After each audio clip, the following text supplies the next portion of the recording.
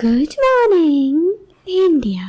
दोस्तों नमस्कार। दोस्तों, हमारे चैनल की कहानियाँ रोजाना सुनते रहने के लिए आप हमारे चैनल को सब्सक्राइब जरूर करें और इस वीडियो के पसंद आने पर वीडियो को लाइक करना ना भूलें।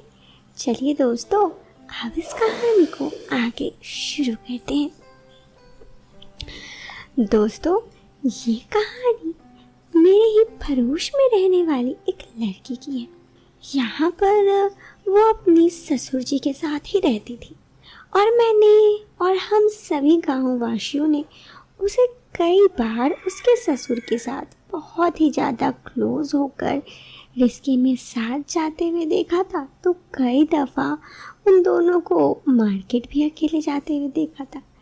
ऐसे में एक बार तो हद ही हो गई जब उसकी ही जो बड़ी देवरानी थी वो आकर हम सबको बोली कि तुम्हें पता है मधु का अपने ससुर जी के साथ संबंध है। अब पहले से ही हमें लगता था तो वो और भी बोली, मैंने कई दफ़ा उन दोनों को देखा है साथ में। अब मेरा उनके बगल वाला ही घर है तो मैंने कई दफ़ा उन दोनों को देखा है। गौरतलब है मुकेश जी अपनी पत्नी के साथ हमारे ही गांव में रहते थे। उनके 2 बेटे थे और दोनों बेटे में से बड़े बेटा गांव में ही सरकारी दफ्तर में काम करता, जबकि छोटा बेटा घर पे ही इधर उधर खेती बाड़ी करता। अब मुकेश जी और उनकी पत्नी को लगा कि अब तो गांव पर वो काम भी करने लगा है बड़ा बेटा, तो हम इसकी शादी करवा देते हैं। ऐसे में मुकेश जी ने अपनी पसंद से बहू लेकर आए, दामिनी।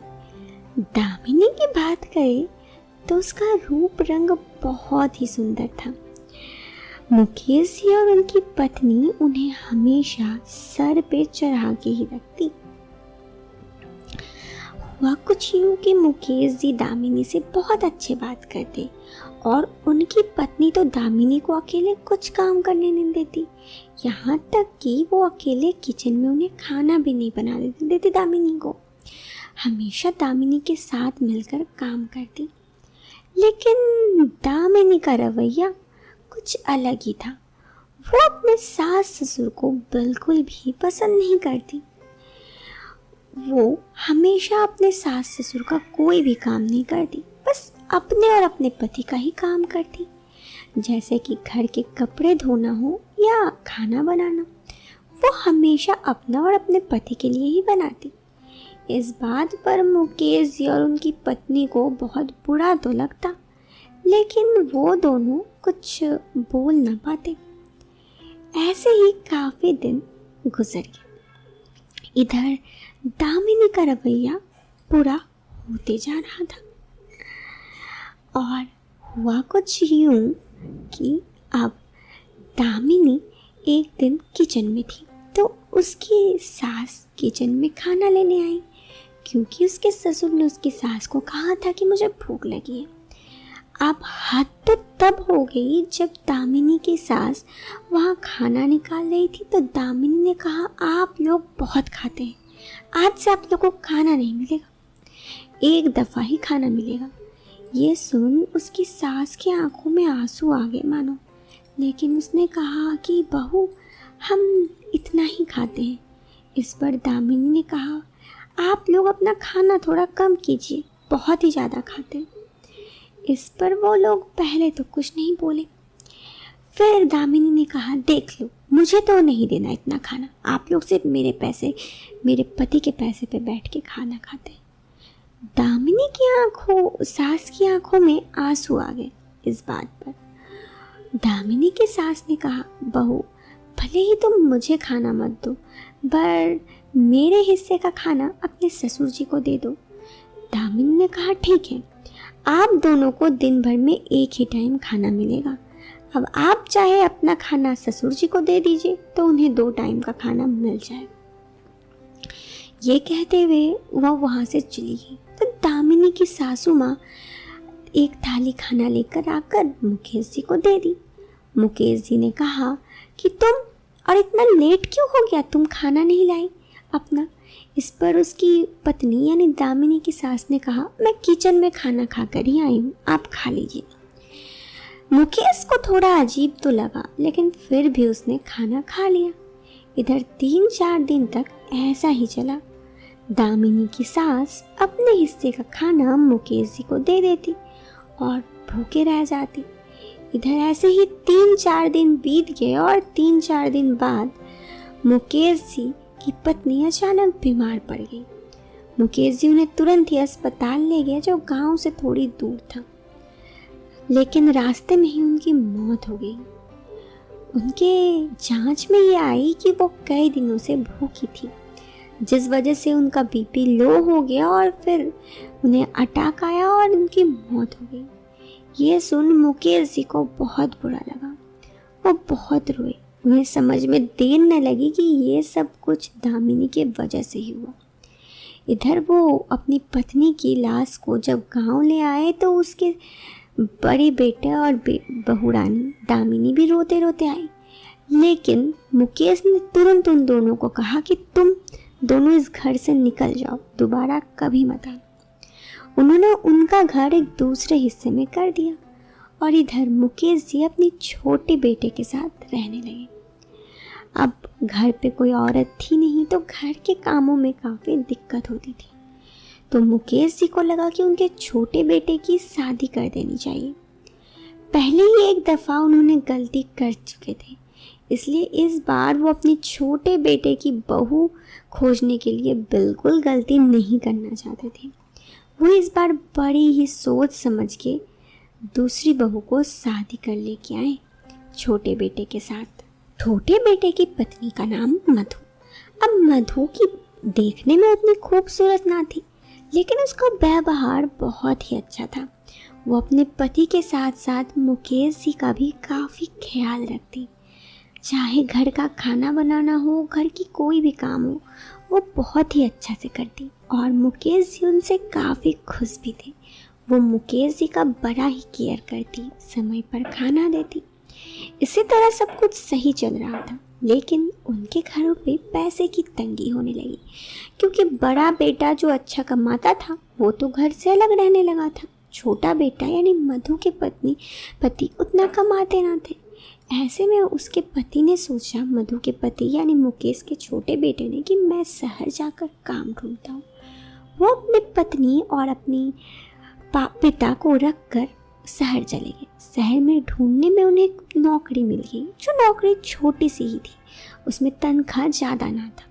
तो वो अपने पिता मुकेश को फ़ोन करके बोला कि अभी तो मुझे यहाँ नौकरी मिल गई है, लेकिन यहाँ पगार ज़्यादा नहीं है। यहाँ मेरे रहने खाने का इंतज़ाम हो जाता है, कुछ पैसे बचते हैं जो मैं आप लोगों को भेज देता हूँ। कुछ दिनों तक आप लोग वहीं रहिए, जब मेरा अच्छा जॉब लग जाएगा तो मैं आप लोगों को यहाँ ले आ जाऊँगा। इस बात पर मुकेश और उसके बेटे की छोटी बहू मधु वहीं गांव पे रहने लगे। दोनों बड़े ही खुशी खुशी रहते। दोनों का रिश्ता बहुत ही पवित्र था। मधु भी अपने ससुर को अपने पिता समान मानती थी। उसे कुछ भी मंगवाना होता था मार्केट से तो वो हमेशा मुकेश जी को ही कहती थी। ऐसे ही कई महीने गुजर गए और एक दिन अचानक मधु बीमार हो गई। तो उसके ससुर उसे गांव से थोड़े दूर एक जगह ले गए डॉक्टर के पास। डॉक्टर ने कुछ दवाई दिया और जाने के लिए बोला। अब रास्ता काफ़ी दूर था। मधु और उसकी ससुर अकेले पैदल नहीं जा सकते थे, गाड़ी से जाते तो काफ़ी पैसे लग जाते। दोनों ने सोचा दोनों रिस्के में चले जाएंगे। जब दोनों रिस्का में घर आए तो पूरे गांव वाले, हम भी, उन्हें घूर घूर के देखने लगे। उन दोनों को देख सब पूरे गांव वालों को यही लगा कि इन दोनों में पक्का कुछ संबंध है। मधु के पति भी यहाँ नहीं रहते और सब मनगढ़ंत बातें बनाने लगे। हद तो तब हो गई जब उसकी बड़ी जेठानी ने खुद आकर कहा कि मधु और ससुर जी का तो संबंध है, मैंने कई दफ़ा इन दोनों को साथ देखा है। अब पूरे गांव में ये हल्ला हो गया। ऐसे ही करीब 1 महीने 2 महीने बीत गए।